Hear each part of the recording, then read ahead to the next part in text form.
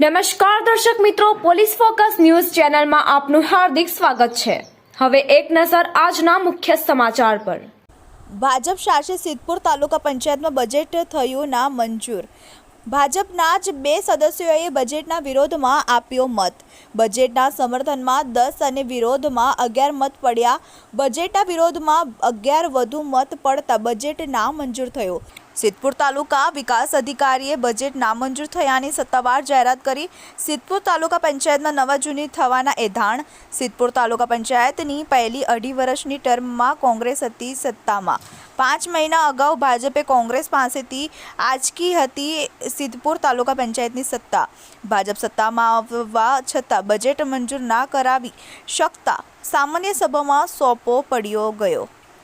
મિત્રો, આવા જ અવનવા સમાચાર જાણવા માટે અમારી ચેનલને લાઈક કરો, સબસ્ક્રાઇબ કરો અને બેલ આઇકોન પર પ્રેસ કરો, જેથી અમારી ન્યૂઝની બધી જ અપડેટ આપને મળતી રહે।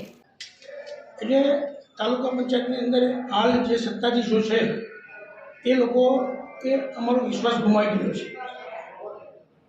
સાધારણ સભાની અંદર જે કામ નક્કી થાય, જે ચર્ચા થાય એ પ્રમાણે અધિકારીઓએ અમલ કરવો પડે।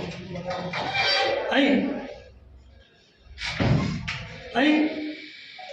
એવી પરિસ્થિતિ થાય છે કે સાધારણ સભામાં જે ચર્ચા થાય એ સિવાયનું અમલીકરણ કોઈ જુદી રીતે થાય છે, એટલે અમને એમના ઉપરથી વિશ્વાસ ઉઠી ગયો છે।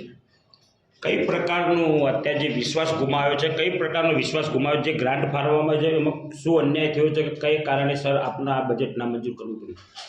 કઈ સામાન્ય સભાની અંદર અમે સરકારી કામો જે હતા, પ્રાથમિક શાળા, આંગણવાડી, એ ટાઈપના જે કામો હતા એને અમે પહેલાં મંજૂરી આપી દીધી। પછી જે રકમ રહી એ રકમના અમે નાણાપંચની જે રકમ હતી એના અમે 22 ડેલિગેટો, એટલે એક ડેલિગેટને 6,50,000ના કામો ફાળવવા એવું નક્કી કર્યું।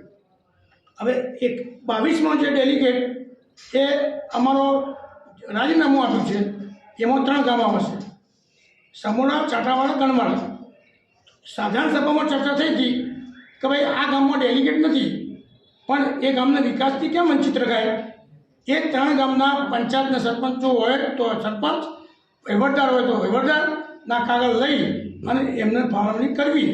પરંતુ આજે અમે સાધારણ સભામાં ગત મિટિંગનું પ્રોસિડિંગ પાસ કરવામાં પૂછ્યું તો એવું કર્યું નહીં, એટલે અમે આ પગલું ભર્યું। આજે તારીખ 5/5/2024ના રોજ ખાસ સામાન્ય સભા બોલાવવામાં આવી હતી।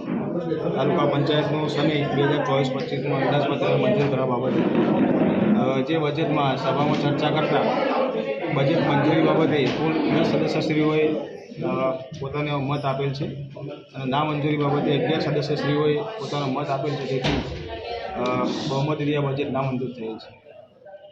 આગામી ક્યારે થશે? આગામી ખાસ સામાન્ય સભા બોલાવવામાં આવશે। પ્રમુખશ્રી નોંધ ઉપર સહી લઈ તારીખ તમામ સદસ્યોને જાણ કરવામાં આવશે। સાહેબ, પૂર્વ ઉપપ્રમુખ સાહેબ કહેતા હતા કે જે બજેટ બાબતે કંઈક વિસંગતતા ઊભી થઈ હતી, એ